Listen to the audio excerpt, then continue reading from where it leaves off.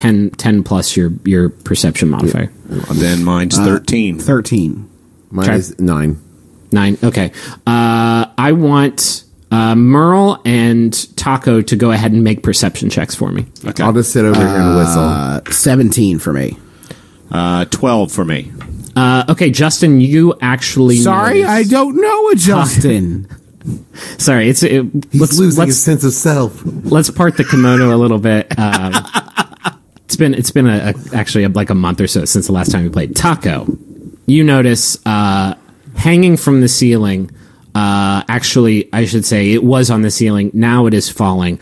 A giant black blob mass that is now plummeting right on top of where Magnus is standing. And it is in the process of falling, looking like it's attacking him, and it makes a sound like. Oh, it's Gusher. He was my favorite folk hero growing up. I would. Well, oh, it's coming at Magnus. You didn't see shit, Merle. I'm the one who sees it. That's right. You saw it. Can I see the look of panic on his face and dodge out of the way? Does he make a panic? It's all up to Taco. We're role playing now. How close am I to Magnus? I don't know. I mean, you guys just exited this tunnel. You're probably relatively close. You're probably just checking out the sights as you were on this ledge. While he makes up his mind, may I make one comment? Yeah. Magnus, are those new boots?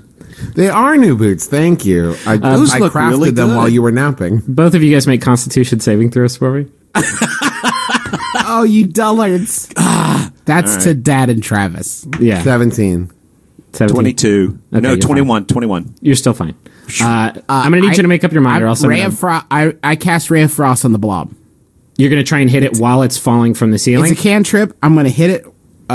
Ray of Frost to the blob. All right, I like this. And I'm going to say that as soon as he raises his hands and I see a ray of frost coming at me, I'm going to dive down.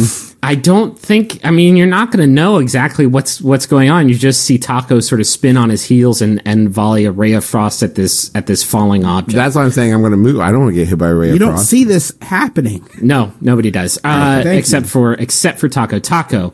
This is gonna be a hard shot. I'm actually gonna give you disadvantage on this attack because this thing is falling at terminal velocities. Okay. So that means you roll twice on the attack and you use the worst. Yeah. Okay, I got an 18. Okay. What do I add to this, Griffin? Added my roll. Your I think it's +5. It's your spell casting modifier plus your proficiency bonus. So 23. This is a 23 and 10. 10. Ah, dip. Wait, remind me how Ray of Frost works. Is it just an attack on their AC? It is on a hit, it does 1d8 cold damage, and its speed is reduced by 10 feet until the start of your next turn. Okay. So you managed to get a hit off. Why don't you go ahead and roll damage on it? Nice. We'll count this as a surprise round, I guess. 3. Just 3 damage? Yep. It's not very much damage. So you hit it. Nice. It doesn't freeze it, but it does sort of push it back a little bit, and it lands with a very, very loud splooch directly behind Magnus, who now I assume is aware of its presence. Now, wouldn't the amount of noise it makes alert the mushrooms? It actually didn't. Oh. That's weird that you noticed that. Very perceptive of you, though. Are you sure that you only have a 9 passive perception?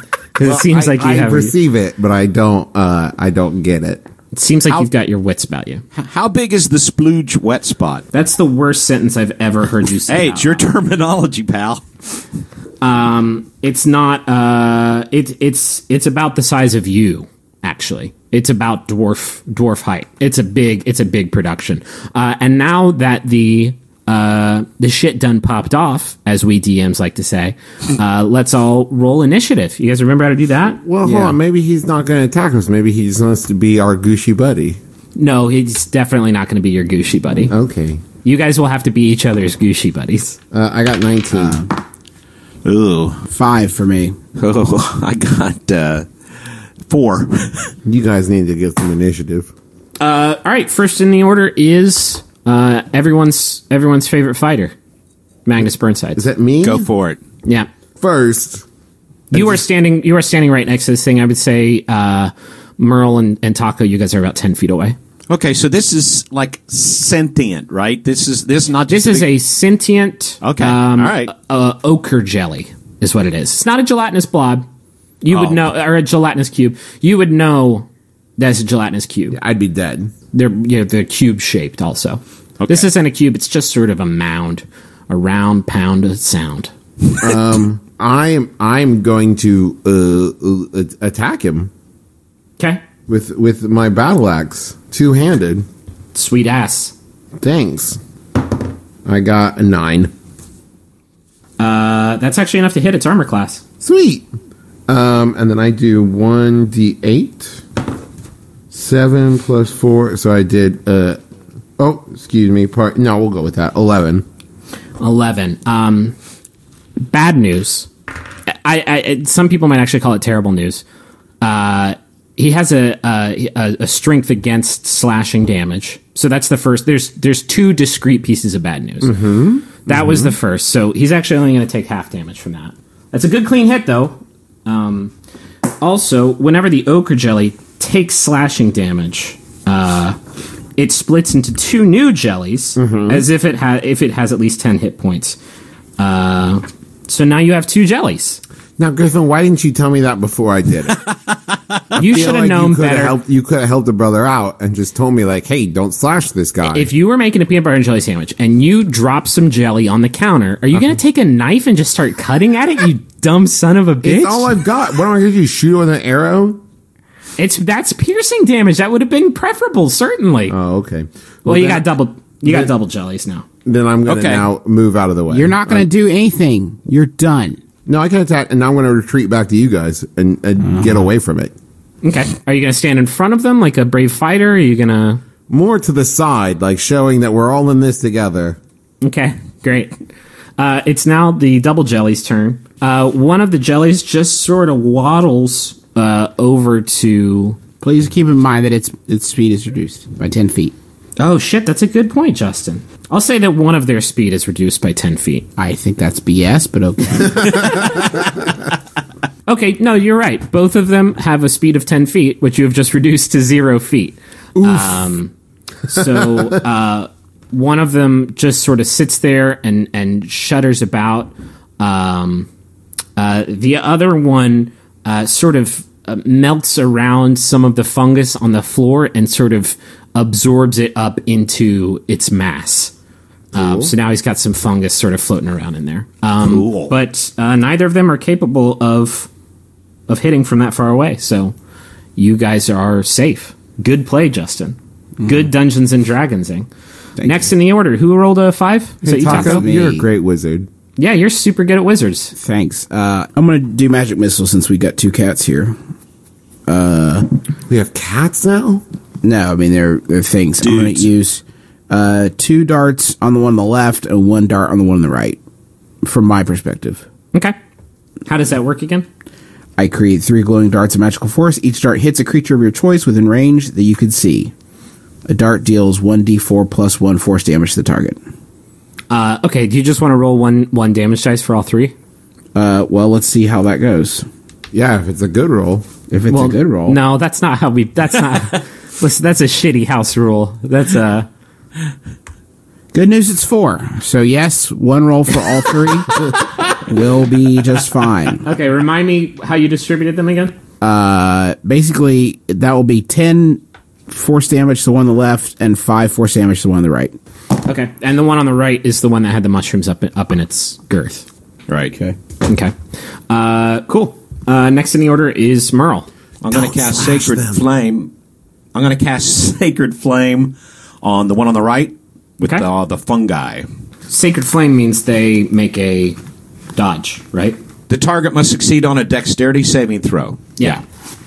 Against your spellcasting modifier, it's just 13. So they have to beat a 13. Guys, you won't believe this. Dexterity, not these goddamn jelly strong. And you're doing this on the one on the right, right? Yeah, the one with the fungus. Oh, goddamn, that's a 19, though. That is going to do it. That jelly just made the save of its lifetime. So you don't do it. You do burn away a bit of the carpet of fungi around that one on the right. So he's not going to be eating any more shrooms until he starts moving around. Well, good. I hope I've made their friendship. Back to the top of the order. It's you, Magnus. Hey guys, I don't think we're ready for this jelly. Travis, I need you to make a Constitution saving. No, that was to Justin and Dad. That wasn't as Magnus. Are you? I don't think Magnus so. doesn't make bad jokes like You that. kind of had like a tone. You kind of had like a tone in your voice that made it sound like you know it was Magnus because it's much more like. Hey, You've never done that. You've never done that voice. I think we all know that that's how Magnus sounds. Look in your heart. Maybe the fungus are so distracted. We are reaching the Tom Hanks event horizon where Travis just is Magnus, and I guess he like kills himself in a cave somewhere. Okay. Okay. So go ahead and play Dungeons and Dragons. Okay, I'm going to shoot my short bow then. Okay. At which one? At the one with the fungus in him. Okay. Okay. And I got critical miss. I did bad. Yeah, you did a very bad job. I'm bad at games. You actually, you missed really bad. It goes flying off the ledge into the water. My favorite arrow. Yeah. Yeah. You got that arrow sign by Fantasy Burt Backrack. It was your favorite. Next in the order is the jellies, who are now going to move and do stuff. One of them waddles up to Merle. Are you sure it's not Taco's turn? Yeah, I'm 100% sure. Okay, all right, sorry. One of them waddles up to Merle and sort of starts to stand on its legs. Stand on its gelatinous legs and sort of form a sort of pod, a big meaty jelly fist. Griffin, how much do these things look like the creatures from Flubber? Good question. That's actually the original name. The book says to call them Flubber, but I wanted to avoid any copyright, any sort of trademark disputes. So it forms a sort of gelatinous fist with some of its mass and sort of tries to smash into Merle. I'm going to use my protection thing. Okay, so that forces disadvantage? Correct.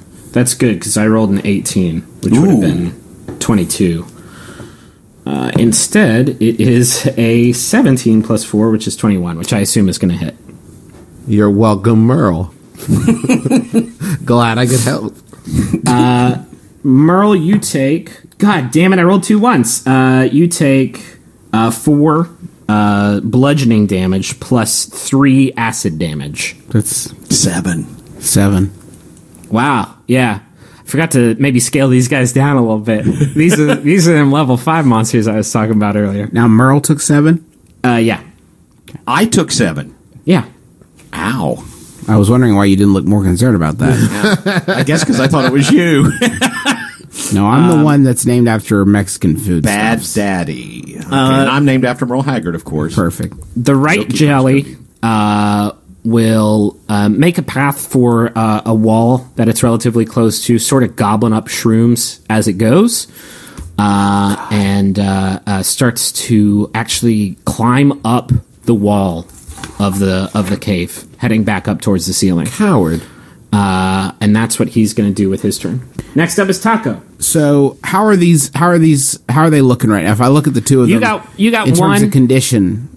You've got one right up against you guys that just smashed Merle. That looks pretty puny, looks pretty weak. As you guys are sort of blasting them with magic and the attacks that have landed on them, you're just sort of splattering parts of them away.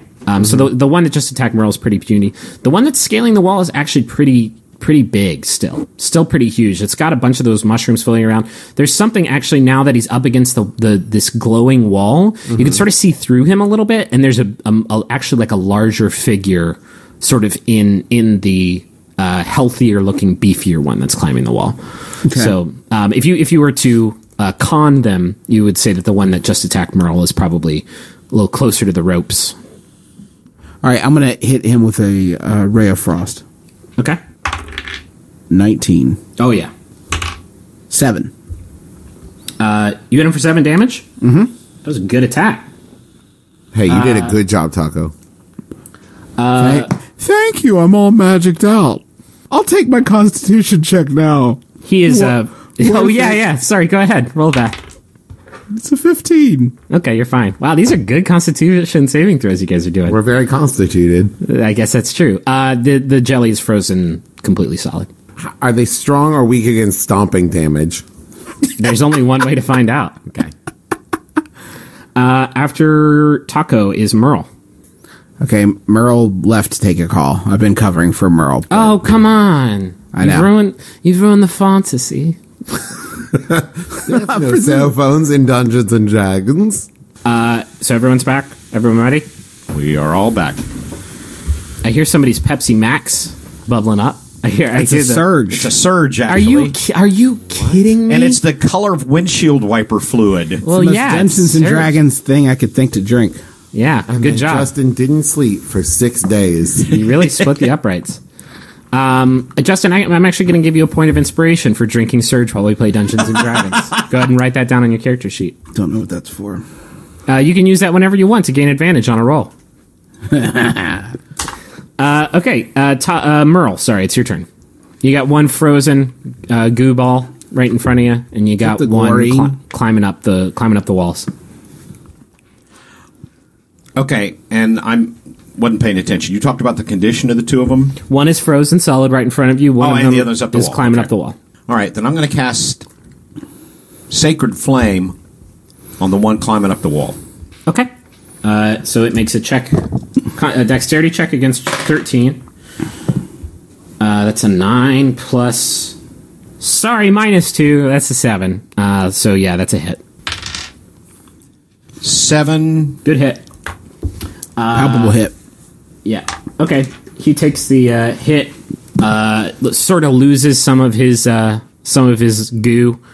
Just sort of streaks down the wall. Just a bunch of streaky goo. Streaks on the china. We can't do a crossover Mr. Belvedere jerk off reference. Okay. Top of the order, Magnus. I want to kick the frozen one. Okay. I'm going to try Excellent. to. I want to kick him over the edge of the ledge. Okay. Go ahead and make a kick check, I guess. What if it's a check? That would be an unarmed strike. So, And we call that a Pele, Griffin. are you proficient in unarmed? Do you know? I have a +6 in unarmed. No, you don't. I do. Is this pre-nerf? Is this before I patched you? Let me see. Hold on. No, it's fine. +6. Cool. Okay. Do it. So I got an 11. Okay. Yeah, that does it. Because the thing is dead. But you did a... You really showed him. You really drove the point home that you guys aren't nothing to fuck with. And then You never said he was dead. You just said he was froze. So what happens to the blob? It's gone. It turned into snow. It turned into beautiful snow, and the snow is swirling all around you. Let it go, let it go. Dad, I need you to make a Constitution saving.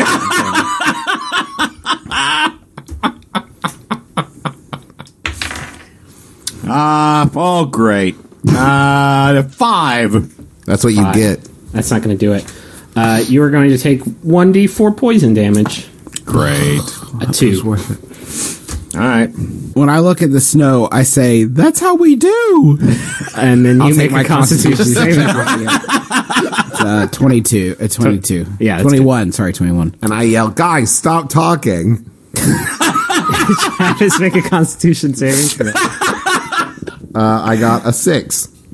A 6. Yeah, you're going to take 1d4 poison damage. Okay. That's a 1. I shriek in terror, seeing him poison. You take a Constitution saving throw. 15. Yeah, you're fine. The jelly is We going have to to take. keep it down. The fungus is reacting to the sound of our voice. That is a 7. Okay, that's a 3. That's 3 points of damage on top of the one that you took. Okay, so if everybody's done with this monkey shines, Ow. you weren't supposed to die in this room. We're not real good at this. Actually, while you guys were doing all that, you lost sight of the jelly scaling the wall. Cool. And instead, you just sort of hear the sound of gooshing above you. Well, another successful battle. Actually, you're still in order. Next in the order is Taco. Make a perception check. Yeah, sure, if you want. See if I see it. Well, I got a 5 anyway, so let's not even Okay. mess around. I cast. You can make an attack on a creature you can't see. It's just very hard. Or you can try and illuminate it somehow. Yeah, no, I'm not gonna do that. I am going to do prestidigitation, and just shoot some sparks up into the air. Hell yeah. To try to catch a glimpse of it. Shoot some Bubba Sparks. Okay. You don't need to do a roll. No, I'm actually just shoot some. I'm gonna shake up a can of sparks and I'm gonna spray it in the air to see if it hits the slime guy. Do you want to do that, or do you want to do the fireworks? I'll do the fireworks thing. Okay. Taco launches They're silent fireworks. of silent fireworks, But deadly.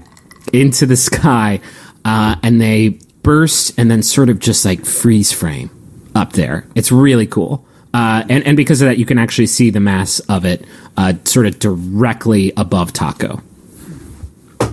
Cool. Merle says, "Ooh, pretty." No, You he need to doesn't. Constitution saving throw. Oh, all right. You can't die in here. 18. Okay.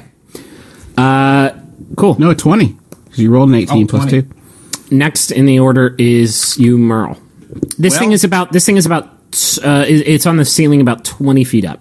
Is And now it I like can one see of the? it. Is it like one of those sticky toys that you throw up and we can see it starting? See it starting to like peel off. Yeah, absolutely.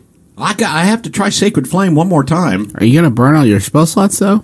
Sacred Flame is a cantrip, I think. Is it a Yeah, cantrip it is. dad or is it a spell slot? It's a cantrip. Oh, okay. Well, yeah, I'll go for it. What's the range on that, though? 20 feet? 60 feet. Oh, God. Flame away. Why don't you flame the bad guys in the other cave? Yeah, why don't you just flame your way out of this adventure? Go ahead and hit flame Clark. the final boss. Yeah. I just thought maybe making it competitive was